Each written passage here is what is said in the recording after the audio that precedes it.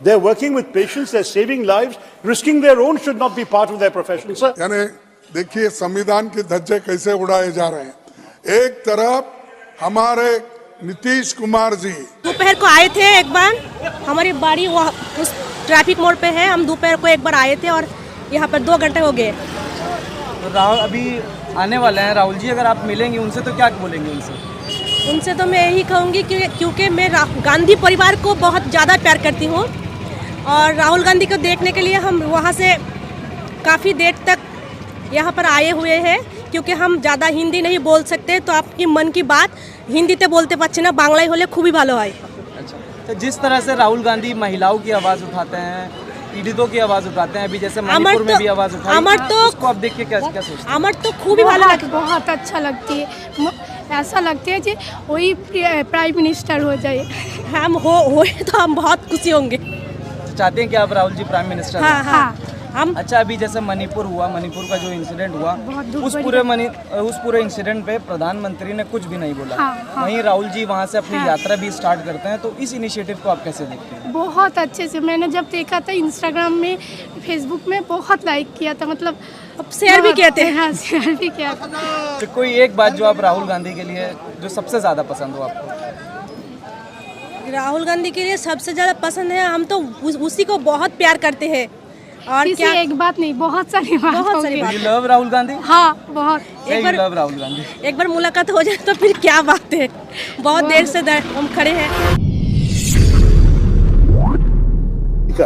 Sir, we all have to be very concerned about the rising incidence of violence in the workplace against doctors and healthcare professionals. In India, 75% of doctors have experienced violence, sir. And this is much more than most other countries in the world. In fact, younger and less experienced doctors are particularly vulnerable. In Kerala, we had a young 23-year-old doctor being murdered by a patient who was brought in by the police for her to treat. A recent survey by the Indian Medical Association showed that 82.7% of Indian doctors feel stressed out by the profession, 62.8% fear violence, and 46.3% say violence is the main cause of their stress. Now, I had raised this issue in a private member's bill. I got a very good reply from the health minister saying that we cannot have any legislation to protect doctors, because if we do it for doctors, tomorrow chartered accountants will want special laws, others will want special laws. Sir, but doctors are working on life and death matters.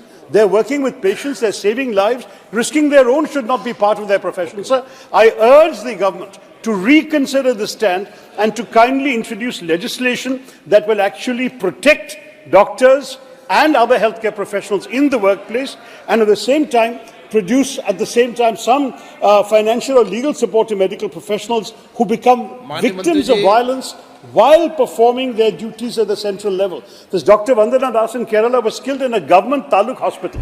This kind of thing should not be allowed to happen, sir. The government has a responsibility, and I would urge the minister to change his policy on this matter. Thank you, Mr. Speaker. Sir, in Jharkhand, one issue has arisen. 1 second, please listen to him.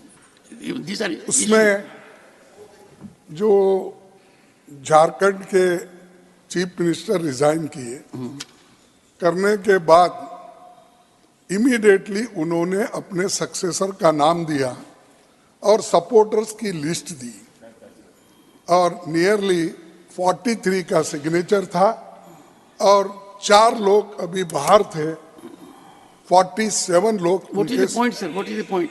47 के ये थे, और साहब उन्होंने भी उसके बारे में कोई अगली व्यवस्था नहीं बनाई।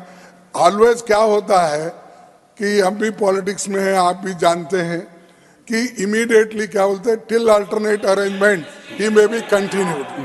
और अरे सुनो भाई, बाद में कुछ तो बोलो।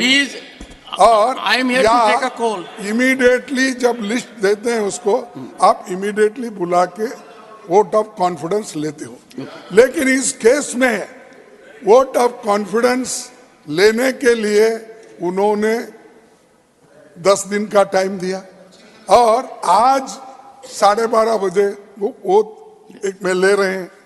तो इसका मतलब क्या है, एक तरफ यानी देखिए संविधान के धज्जे कैसे उड़ाए जा रहे हैं।